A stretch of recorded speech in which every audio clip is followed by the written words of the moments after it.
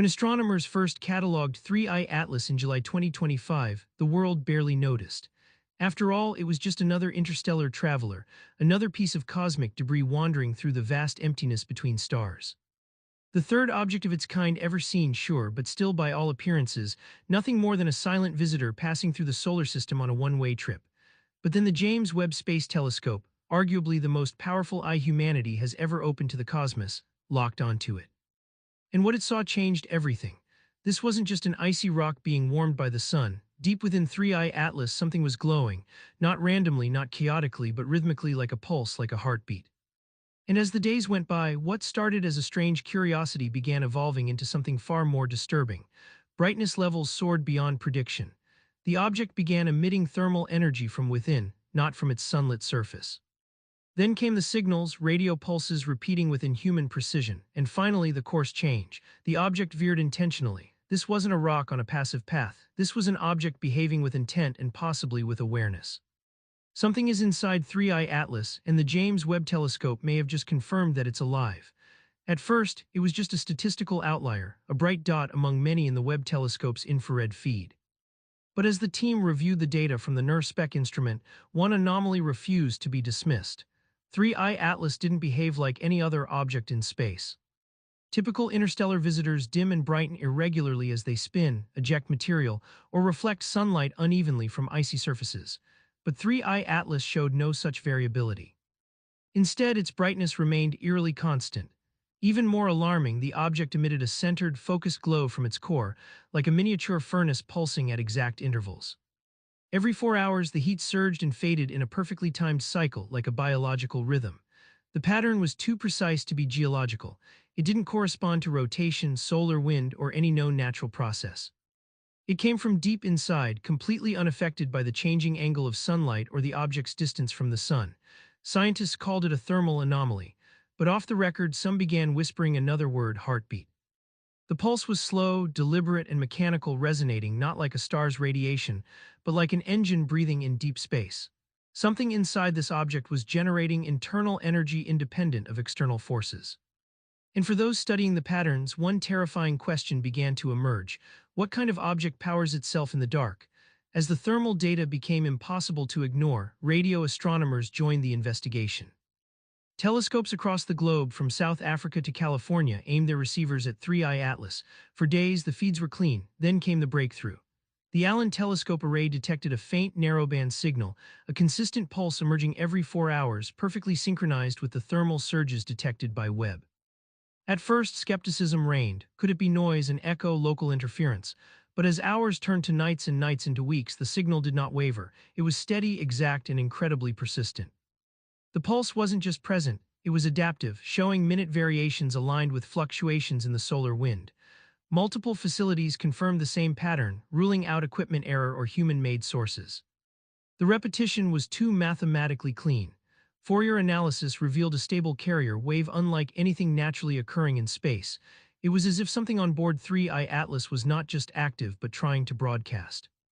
Teams attempted to match the signal to known pulsars, neutron stars, and cosmic background radiation, but every test returned negative. There were no natural explanations left. The last test involved sending a simple message back, a series of prime numbers, elements of the periodic table, and basic mathematical constants. 72 hours later, a reply arrived, distorted, faint, but it was there, and it arrived on time to the second. Something had heard us, and something had answered. It was August 18th when everything changed again. Webb's continuous feed captured a sudden flare from 3I Atlas, an explosive surge of energy that increased the object's brightness by over 40% in less than an hour. No comet behaves like that, not even when erupting with jets of vapor or dust, but even more shocking was what followed. A recalibration of the object's trajectory showed a subtle but undeniable course correction. 3I Atlas wasn't just drifting anymore, it was steering. The change brought it closer to the ecliptic plane of the solar system, aligning it more precisely with the inner planets. The European Space Agency's orbital modelers, led by Marco Mascelli, reran simulations, attempting to attribute the maneuver to outgassing or other physical processes. But the math didn't fit. The thrust required for such a shift was far greater than any natural jetting could produce. And more tellingly, the flare and the course change occurred simultaneously, as if one triggered the other. No known comet, asteroid, or interstellar object has ever altered its own trajectory. Not like this, not with purpose. If something aboard 3I Atlas was responding to us, our signal, our instruments, our presence, then this was no longer just an observation. This was an encounter, and whatever was piloting this object had just made its first move. In the aftermath of the flare and trajectory shift, attention turned to the object's composition. Spectroscopic analysis was accelerated across all major observatories. The team at Johns Hopkins, led by Carrie Liss, began dissecting every wavelength Webb could deliver. What they found deepened the mystery tenfold.